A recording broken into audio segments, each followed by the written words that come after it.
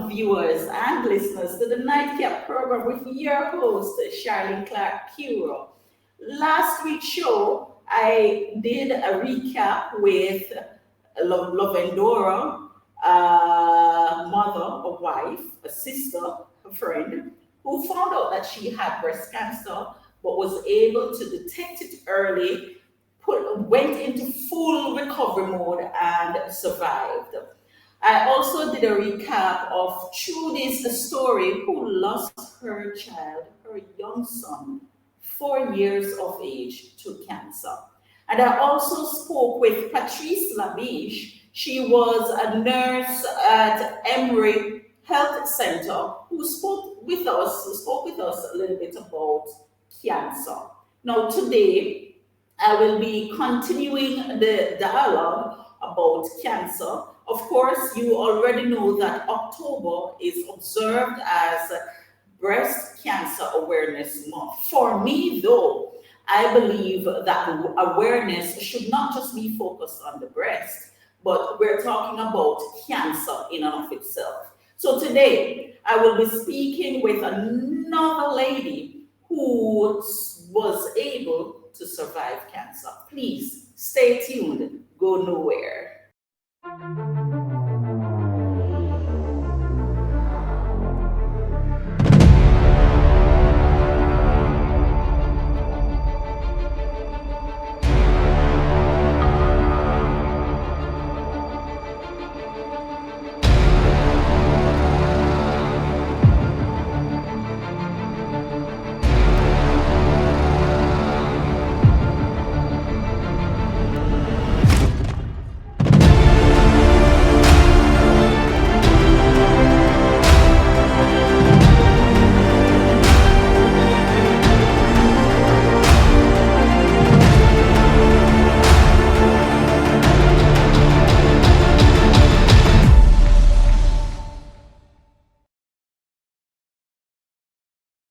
Welcome back, viewers and listeners, and thank you for sticking and staying with me.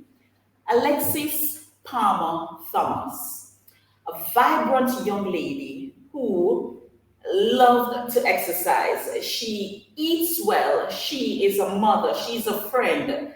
She is a bubbly, what you would call a vibes person, only to find out one day that she had cancer. Her story is very powerful, and so I'm going to allow Alexis Palmer Thomas to share her story with us today. And so let us welcome to the Design to Inspire channel right here on the Nightcap program, Alexis Palmer Thomas. Welcome, Alexis. Welcome to the Nightcap show. Well, thank you for having me. Happy to be here. You're most welcome. It's a pleasure. I can share a story. I wanted to I invited Alexis to the program. I think it was a year ago, but she was just not ready. It was too early for her to talk about her story. So I feel very honored to have her here today, willing to share her story with us. Alexis, Yes. let's talk a little bit about you, the vibes in you, the energetic you, the you who loves to exercise, eat well. Tell us a little bit about Alexis. Well, yes, as you mentioned, I love exercising. I love eating healthy. I'd go to the gym like 5 days a week. Be mindful of what I put inside my body, actually. Um, I go to school. I have kids. I'm a mom. I guess I'm everything. So Mhm. that's pretty much me in a nutshell, really.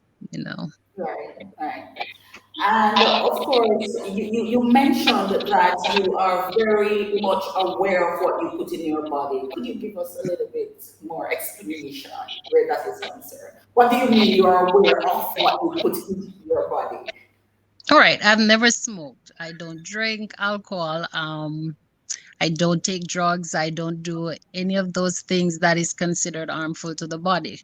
Um, I try to watch my nutrition. I don't eat junk food. I don't snack. Um, I eat food that I think will nourish my body. So Right, Yeah. right. So you are health conscious. Yes. Yes. Tell me a little bit about what October means for you. Worldwide, globally, we celebrate, or should I say, October is observed as Breast Cancer Awareness Month. Tell me a little bit about what that means for you, or means to you, if anything at all. Yeah, I mean, October is my birth month. So it's very special to me. But yes, I'm aware that it is celebrated as Breast Cancer Awareness Month. And because I've had family members who had breast cancer, I know that month represent breast cancer. But I don't think it should only be breast cancer. It should be cancer month, really.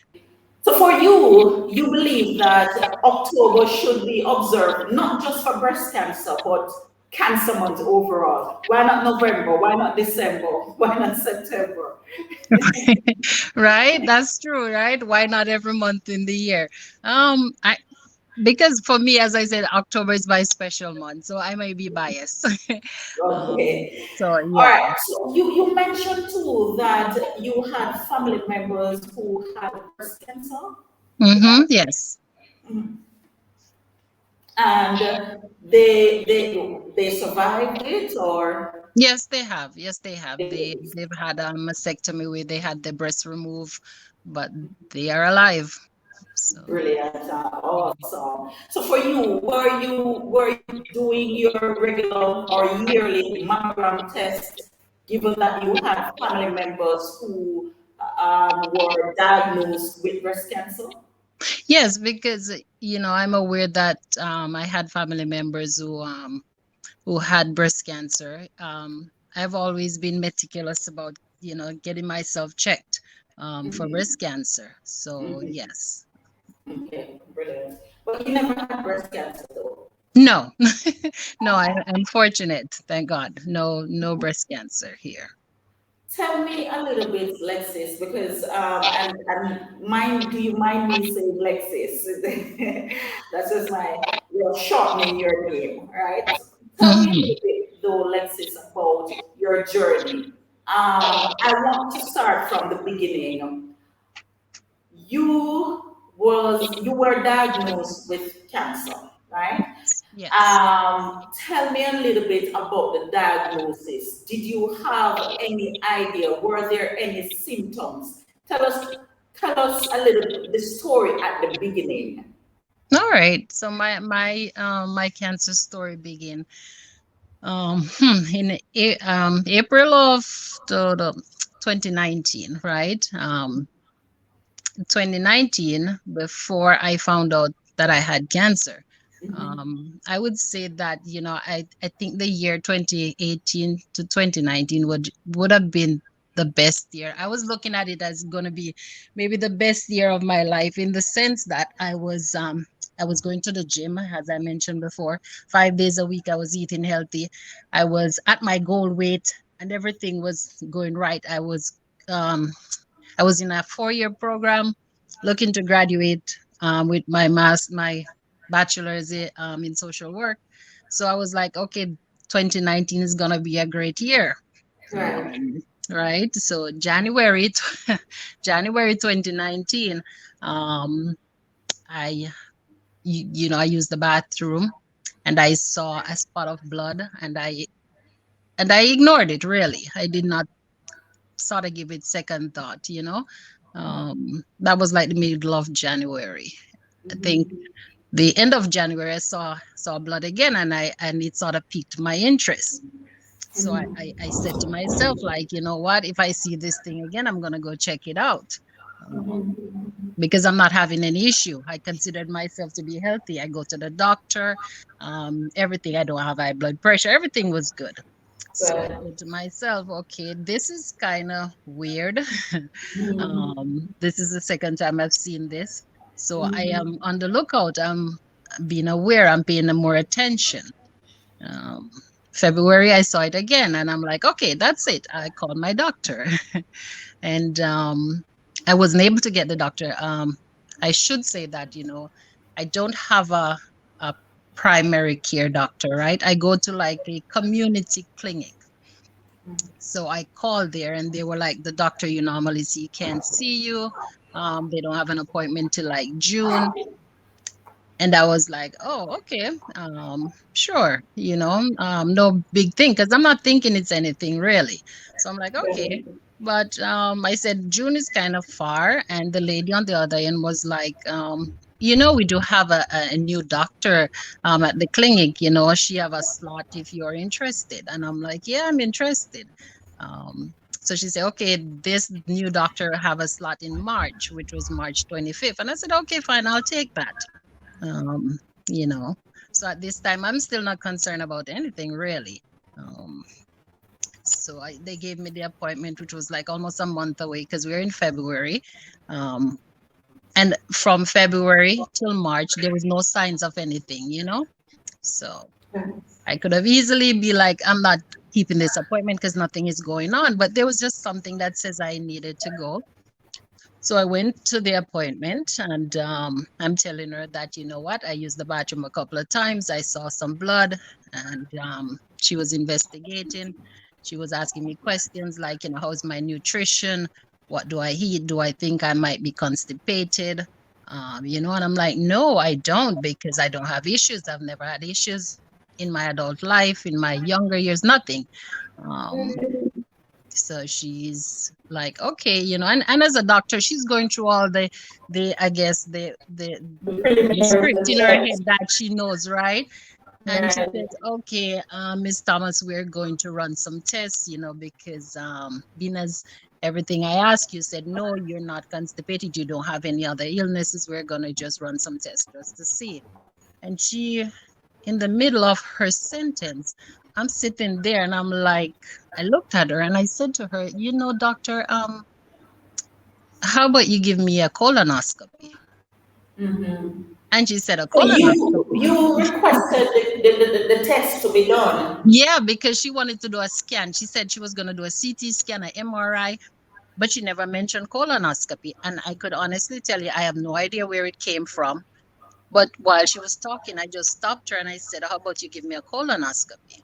And she said, a colonoscopy. And she looked at me and she said, Miss Thomas, you're 43 years old. We don't do colonoscopy until you're like 50. And Right. I said to her, okay, but I want one. And she said, why? Do you have a reason? And, she started questioning the reason behind me wanting one. And I said, no, but I think I need one. And she said, okay, I will order one for you, but I want you to do. And I stopped her and I said, no, I want a colonoscopy. I will do any other test that you tell me, but you have to give me a colonoscopy. And she said, okay, fine, we'll order you a colonoscopy. And she did. She ordered me the colonoscopy for April. I did the colonoscopy. The doctors, they came back, they said, Miss Thomas, we found 3 polyps, they call them. We were able to remove 2 of them. One of them we could not remove, so we took a piece of it. We're going to do a biopsy. I was like, okay, cool. Did the biopsy. But before they left, while they were telling me, they were like, this one that we're sending to test sort of look malignant. But even then, there was no clicking in my mind. It's not connected. It's not resonating with you. No, it's not. It's not. There's nothing clicking like malignant, And I had friends when I mentioned it and they were like, oh, malignant, how do they know? But I mean, they're doctors. So I guess they could tell when something is malignant from benign. And I never even research or think about it. So I'm going about my merry way. I think maybe 4 days later, I got the call. The nurse, she called, she was like, we have your results and they're significant. I remember thinking significant. And I said to her, what is significant? And she was like, oh, it's significant, but if you could come to the clinic on Tuesday, the doctor will tell you. And I'm like, no, you call me today, Friday, to tell me that my results are back and they're significant. And you want me to wait until Tuesday to speak to the doctor. Do you know what I'm going to be thinking over the weekend? Yeah. Right. And she was like, okay, let me see if I could speak to the doctor because it's like almost evening time now and the doctor is getting ready to go. So I said, I'll hold. And she went and speak with the doctor. And the doctor said if I could get to the clinic by 3:30. Mark you, if I was to take a bus to that clinic, it would probably take me an hour. But I decided I'm gonna grab a taxi because my husband was at work.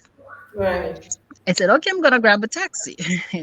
So I called him. I'm like, listen, I got this and my results are back. It's significant. He was like, what does that mean? I'm like, I don't know. But I'm But on my you're way gonna find there. out today. Yeah, I'm like, I'm on my way there. I'm not waiting till Tuesday. So he'd be like, okay, let me know when you get there, whatever. Um, I got to the hospital, I got to the clinic. Um, the lady, she bring me to the room. She said, okay, the doctor's gonna come now. And the doctor came in. We sat down and the doctor said, we got your result. As the nurse said, it's pretty significant. And I'm like, I don't want to hear that word anymore. I don't want to hear my results are significant. What does significant mean to me as a lame person? Tell me. And he said, well, basically, Miss Thomas, you have cancer. I said, what? Wow. I'm like, no. Yeah. I'm like, no. He said, yes. And I think the funny thing for me was like, I choose the word basically. I was like, you said basically, right? So do I or don't I? And he was like, Oh okay. wow. Yeah, he was like, well, okay, you have cancer. And I'm like, I think I spaced out. I think Mhm. I don't remember anything else after that because I'm like, cancer, that can't be really, no. But let me ask you this though, Alexis. Let me backtrack a little bit. Earlier you said when you used the bathroom you saw blood, but it wasn't consistent. It No. stopped and then you saw it again. You also said that when you went for your checkup, your doctor did not want to give you the colonoscopy test. You Right. were the one who requested it. Exactly. So my question to you, I know now you were shocked, now being at the clinic to get the results. You were shocked. But Yes. my question to you is, did you have any sort of inclination why you requested that test? Why you demanded that test? Because of what you were seeing when you used the bathroom. No, no, no. Up to now, today, speaking with you, I have no idea why I asked. When I But speak about it, it was just pure intuition. I think it's intuition. Some folks say it's divine intervention. Some folks tell me it's God guiding me. I don't know what it was. I've never heard of colonoscopy. I've never thought of it, but it just came out that day. And there was just something that insists that yes, you ask for it and keep asking for it. All right, so your test, your result is significant, and he's about to tell you what significance meant. He also said basically you have cancer, and you were requesting for him to define basically. These are simple words that you know. These are words that Exactly. you know, but because of the situation that you were in now, you were somewhat shocked. Take us from there. Right, exactly. Yeah, so yeah, I know doctors they use these words that we who are not medically inclined don't understand. So if you're going to tell me something is basically or significant, I want clarification. So Hmm. after they give me that and they'll be like, okay, yes, it's cancer. And I remember him saying stuff like, we have good cancer team, research, whatever. We're gonna have to run more tests. I practically didn't hear anything after that. I really didn't. I know I was going through the motions of setting up other appointments, but I wasn't there. I was literally, I think I was lost. My mind probably was trying, I don't know what he was doing. He wasn't catching up with me or something, but I'm walking and I'm moving. And I know I'm calling on the phone and I'm saying to my husband that, you know, the doctor say I have cancer and I'm crying. Oh wow. But I'm not, and I'm moving, but I honestly don't know how I got out that clinic and in a taxi and back home. I was like lost totally, you know. But I know before I left, they made doctor's appointments. They set up more for me to come back in because I know he told me I have to come back in again, and they're gonna run another set of tests because they need to find out stages and and where it's at and the size and all of that. And I'm just lost. I'm done. Let me ask you this question. Were you in any sort of pain? Were you in any sort of pain up to that point? Were you feeling any sort of pain or discomfort? No, I was not in pain. There was no discomfort. And like I said earlier, I could have easily not show up for that appointment because there was nothing else to point me in a direction that Alert you that something is something was going wrong inside the body. exactly nothing. There was absolutely nothing. I could have just easily forget about it and say, you know what, it's a fluke because it only happened 3 times and that's it. And between February and March, when I saw that new doctor, there was absolutely no signs, no pain, no nothing to say, you know what? Yes, you must go. It's just intuition, maybe, or divine guidance. I'm not sure, but there was just something propelling me to go. All right, so now you have the results. The appointments were set up for you to do the necessaries. You're back home. What happened then? Okay, I'm back home. I think I called my mom and I'm crying and I'm like, the doctors told me I have cancer and, the questions are coming and I can't answer any of them because I don't know either. I've told my friends that that I talk to what's going on, and um, I'm just going through the motions. I'm just going through the motions. I'm calling and you know what? I'm crying. Um, yeah. I remember, I think after that, I had the follow-up appointment. Then the following week, I went back. They did something again, sort of like another colonoscopy, but it wasn't quite. This is where they stage it and where they let me know how far along it was. And they said, okay, the good news is that, it's early. Um, but I think the sort of bad news is that it's kind of huge. The tumor is like big, but its early stage is like stage one. And I'm like, stage one, okay. And they're telling me, all right, we could work with this, we catch it early, we could do all kind of things. We're gonna set up for you to have surgery to remove it, because it's in your colon, and we could just cut it and take it out. So they're like, all right, your doctor. I'm gonna tell you something. This is divine intervention, right? Right. Um, After they tell me that, they say, okay, they set up for me to meet with a surgeon who they say is gonna just cut the colon and take it out because they make it sound so simple. So my husband and I, we met with the surgeon in the clinic. He said, okay, your colon, he's explaining to me that, okay, your colon is made up of your small and large intestine. Your large intestine, we're just going to cut here and take off a piece and take it out. And I'm like, okay, that sounds doable. Right. Would you believe that the surgeon, he set up that appointment and we were to meet with him? Like, let's say we were to meet with him on Wednesday. We got a call on Monday. The surgeon met in an accident. He didn't die. What? Yep. He did not die. He broke his leg or his arm, but he broke something. What? So, yep. So my surgery was postponed Mm-hmm. because the surgeon was in an accident. So they have to reassign me to another doctor. Upon reassigning me to another doctor, the doctor, doctors have PAs, yeah, that helps them, right? Right. She's going over my results and she's looking at it and she's like, doctor, this is the new doctor. Take a look at this. Something is not quite right here. And the doctor looked at it and he said to me, you know what? I think we need to examine this tumor again. And I'm like, oh my goodness, I gotta, do this colon thing again. And he was like, yes, because I think we need to sort of look at it from different angles. And we did. They set it up. We did it. We're probably about in May or June now. Um, we did.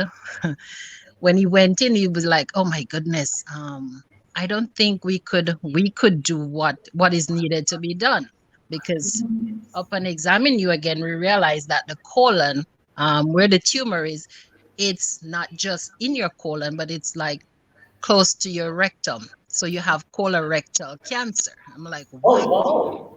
I'm like, "What?" So I don't just have colon cancer, I have colorectal cancer in the fact What's the that difference between the two? What's the difference between the two?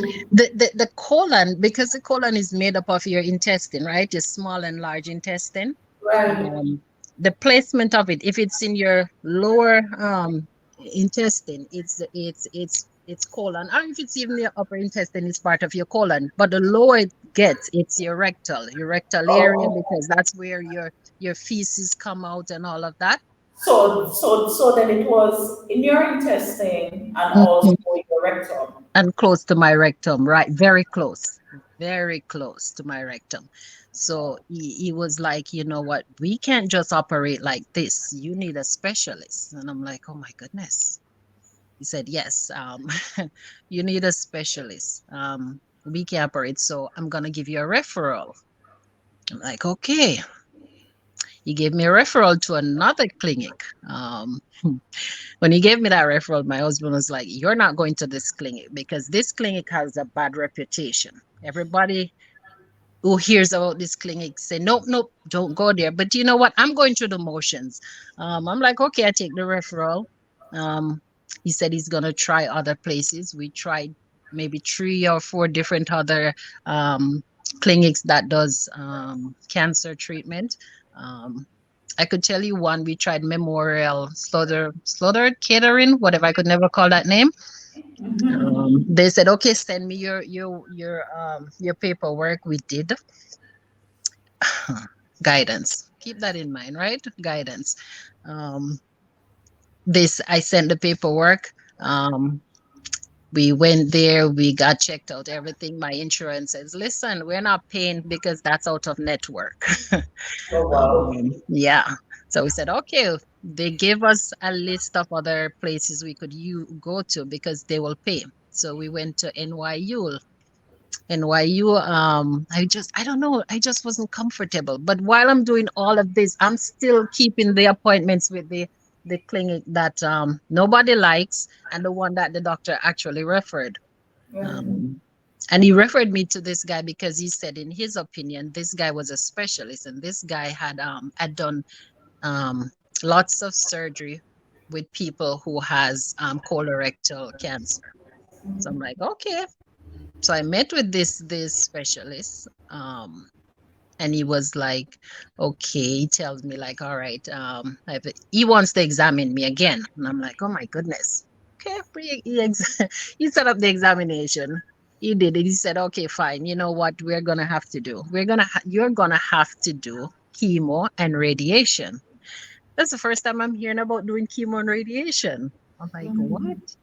He said, "Yes." He says, "Because of the size of your tumor, I'm going to have to try to reduce it. And because where it's located, um, radiation will help to shrink it, and we'll see how it takes to the chemo." And I'm like, "Oh So my you're doing goodness." both chemo and the radiation. Yes, at the same time. I'm going to have to do them both at the same time.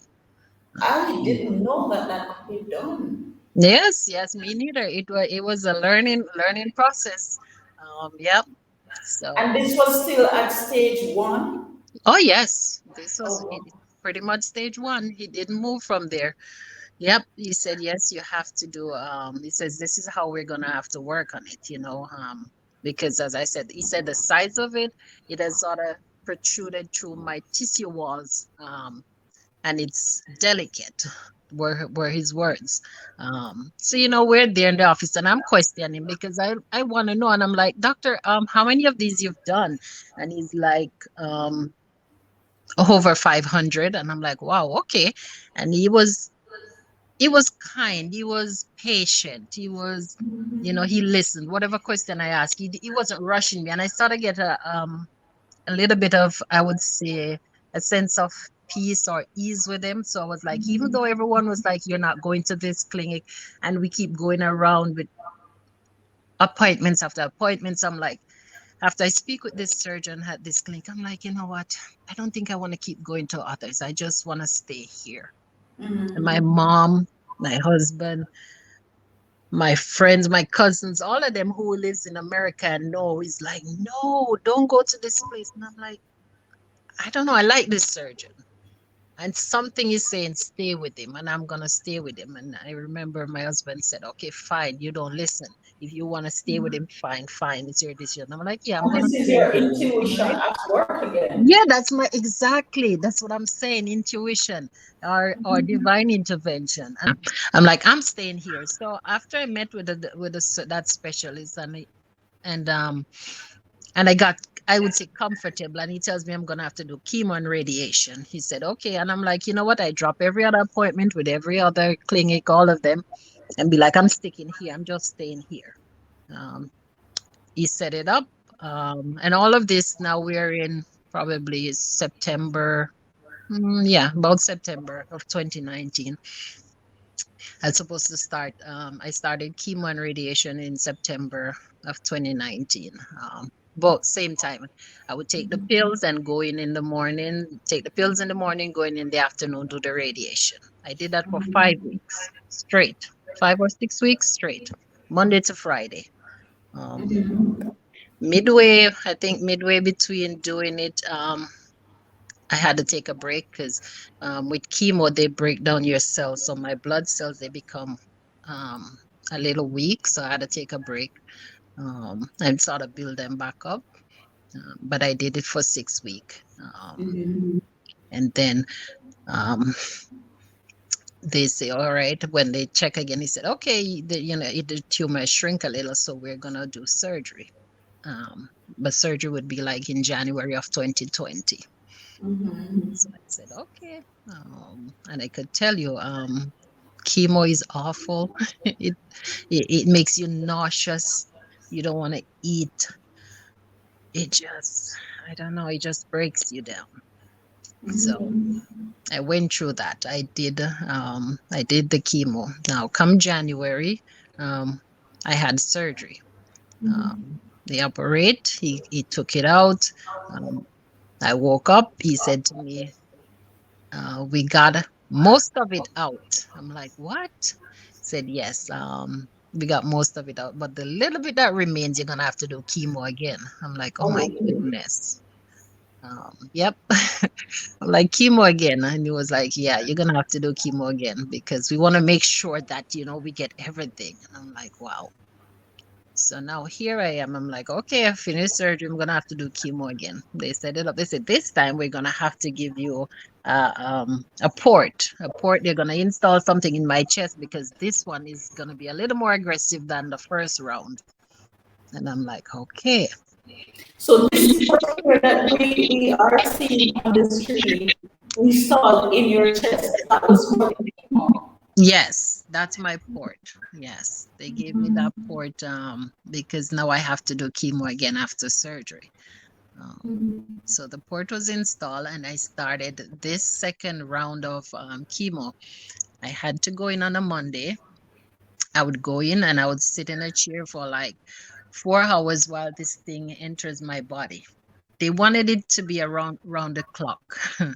And because I can't stay at the hospital for 24 hours, what they did was they attach a little bottle and a bag with me and I had to carry it home, and it stays and drip right through until there it is, until about Wednesday. So it's like Monday to Wednesday.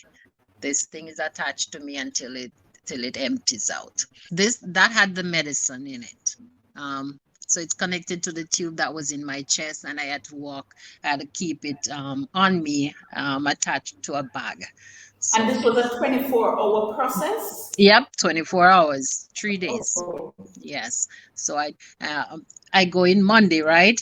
I go in Monday. I sit down in a chair for 4 hours, and they give me that. After the 4 hours is finished, they attach that bottle and send me home with it. And it's slow drip until Wednesday. Then I'd go back on Wednesday, and they would unplug it, take it out, and send me home.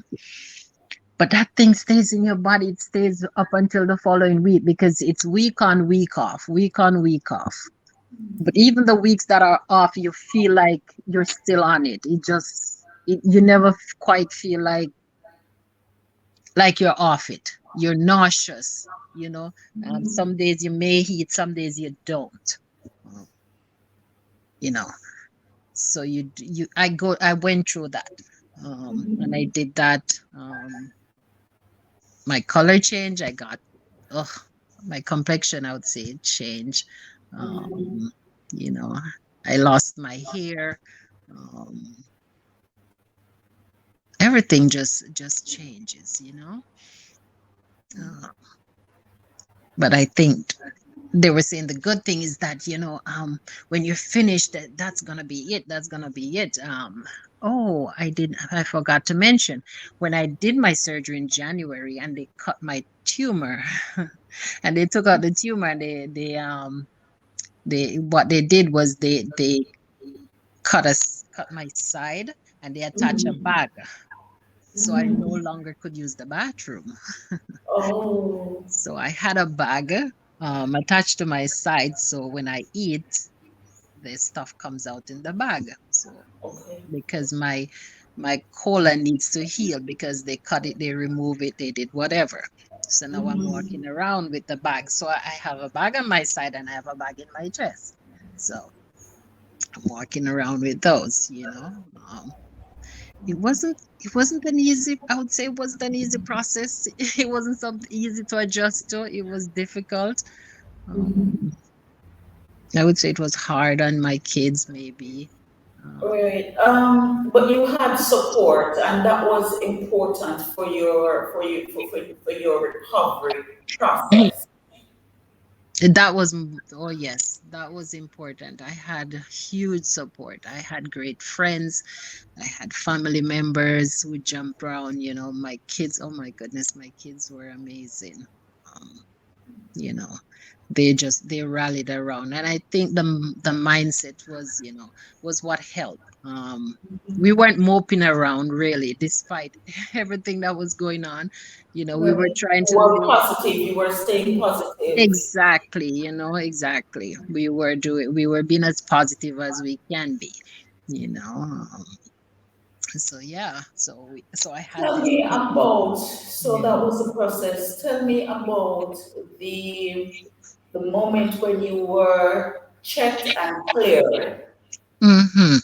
So after the second round of chemo and it finished, you know, test after test, they said, all right, they don't see any more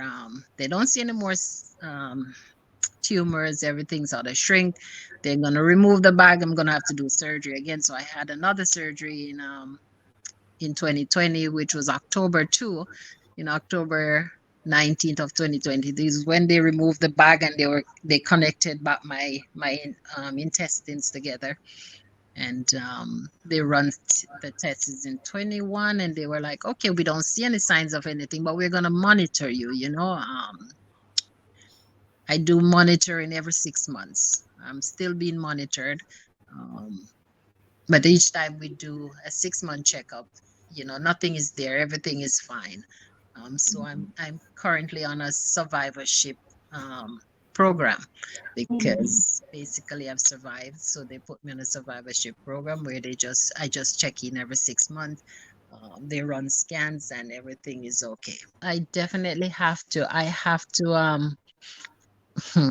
to watch what I eat, in the sense that my diet now, not diet, I wouldn't say diet, but my food choices now involve a lot of fiber, because even though I've gone through the surgery and I've survived it, I have to make sure that everything I eat has fiber, lots and lots of fiber to help me, because being as they cut my colon is not quite back to normal.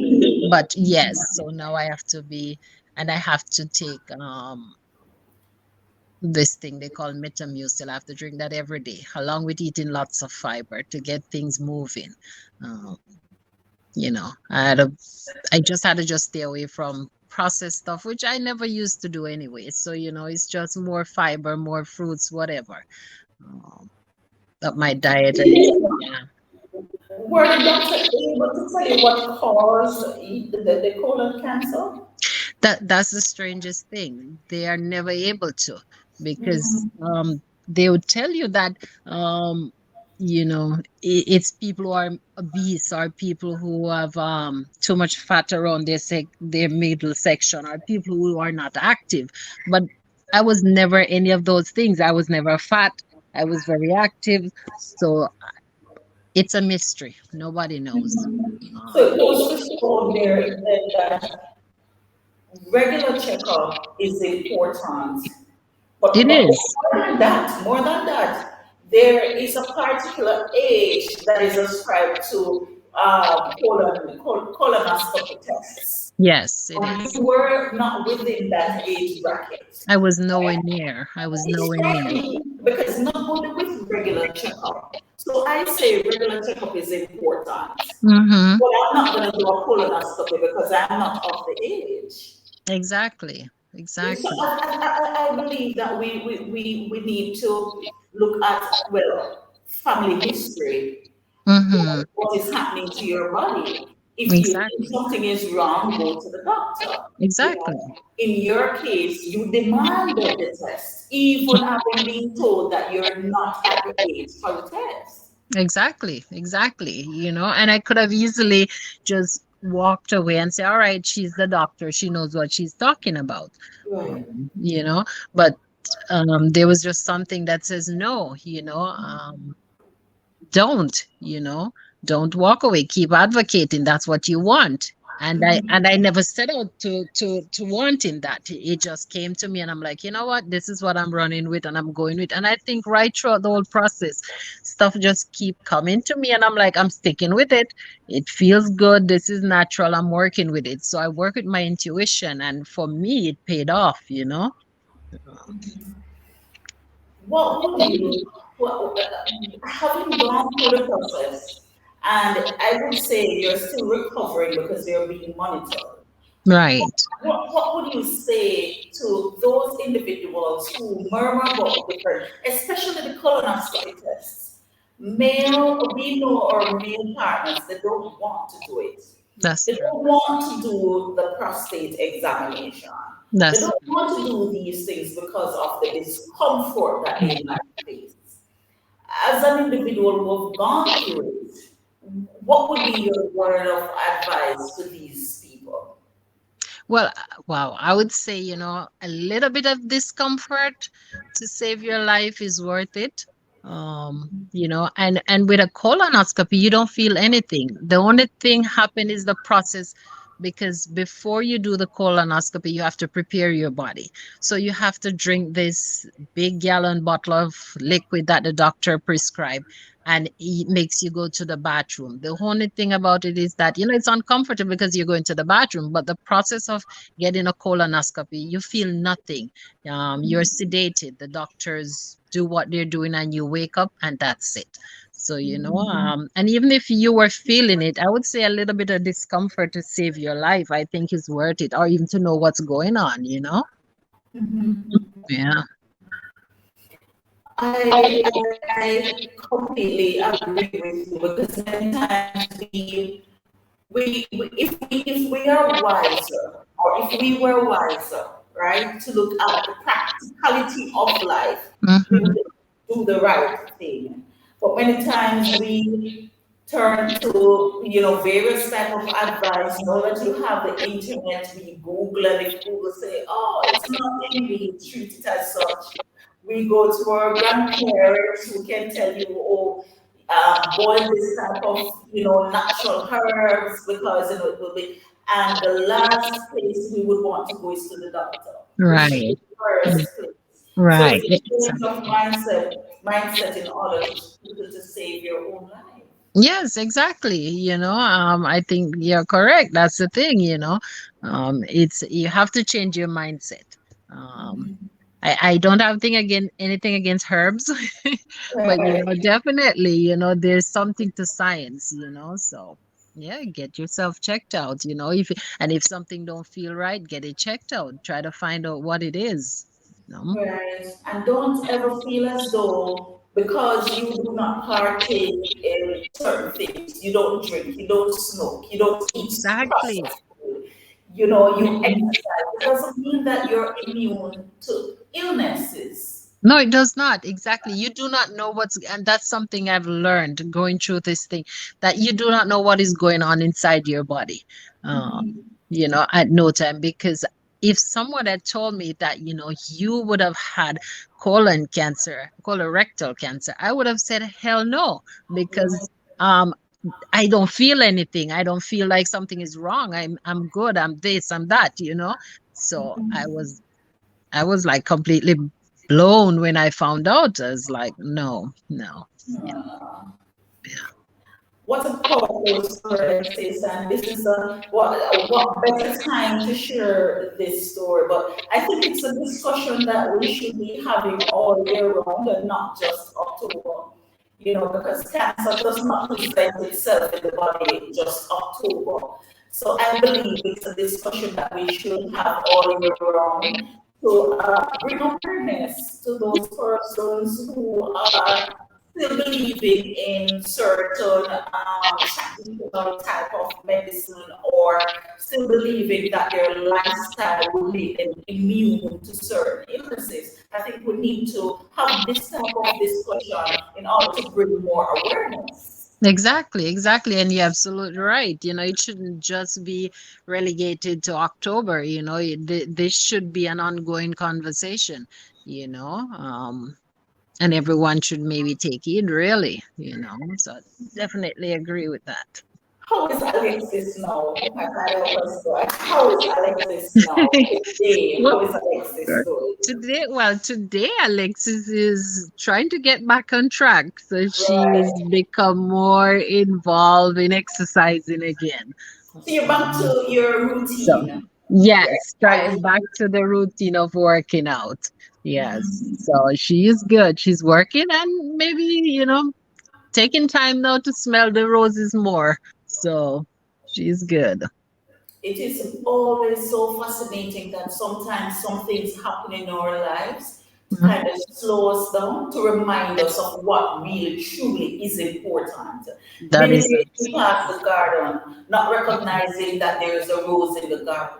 And until Mhm. something happens to us before we Mhm. recognize the true meaning of life. I mean, I hear you say you're taking time out to smell the roses. It's no Oh longer yes. Oh fast yes. way. You know, Mhm. it's more of appreciation, recognizing what really matters, what truly matters, and being grateful for life. Yes, exactly, exactly.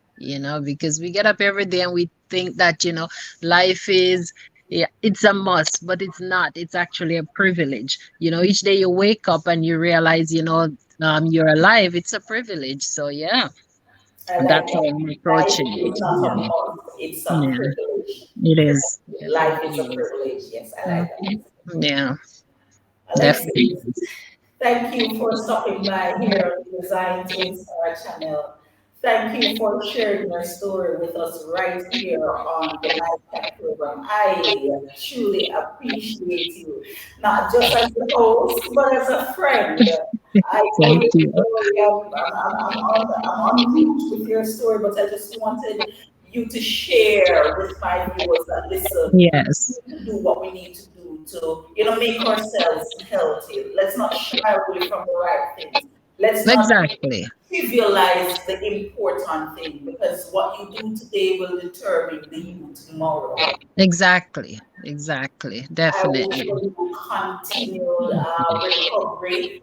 Not wish, I don't make wishes. Yeah. I hope and pray. I have faith, yes. Yes. And Yes. I know that you will be fully recovered. Continue to do what you do, but please do not keep this story silent. Share this Yes. story. Though we might Yes. not be able to change the mass, if we change one person, that's Exactly. enough. Yes, yes, and thank you for having me. Yes, I wasn't able to speak about it before, but now I do. And whenever I tell anyone about this story, they're like, "Oh my goodness, thank you." I'm gonna do this, and I'm gonna go check myself or whatever. So I'm happy to share.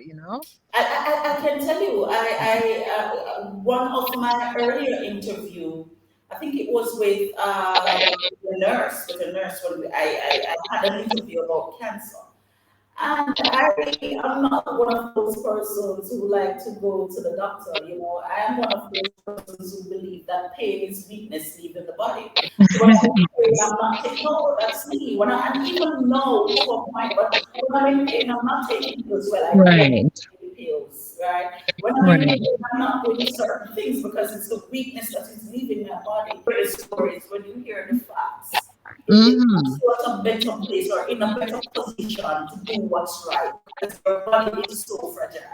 Yes, exactly. Exactly. Yes. Thank you so very much. And kudos to you. Thank you for sharing your story. Thank you for having me. I'm happy. And this Thank is you. where we say, viewers and listeners, Yeah. thank you for joining us here on the Nightcap program. I hope you have learned something. And for those of us who are still afraid of these tests, for those of us who feel like, okay, I am immune because I exercise every day, I eat the right thing, I hope you heard Alexis' story. You're never immune from illnesses. And the only way you will find out what is going on in your body in order to save your life is to go and do your regular checkup. This has been the Design to Inspire channel right here on the Nightcap program. Thank you for sticking and staying. Thank you for listening. But most importantly, remember to share, like, and subscribe to this channel and share this story. It is very important. This is where I take my leave of you. And as we always say, be inspired. Tired. That was beautiful. Thank you, my dear. Yeah, I Yeah. really, really appreciate it. What a story. Well, Yeah. and it's so good that you were